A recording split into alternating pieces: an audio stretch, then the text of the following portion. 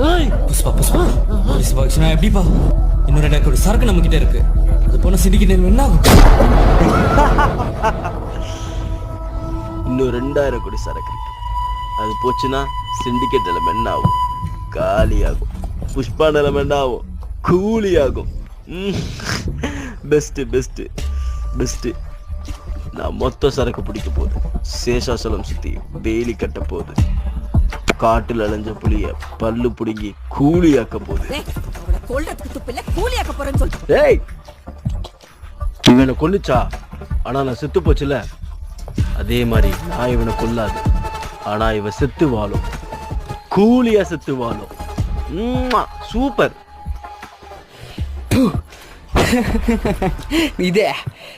இது சார் என் சவால.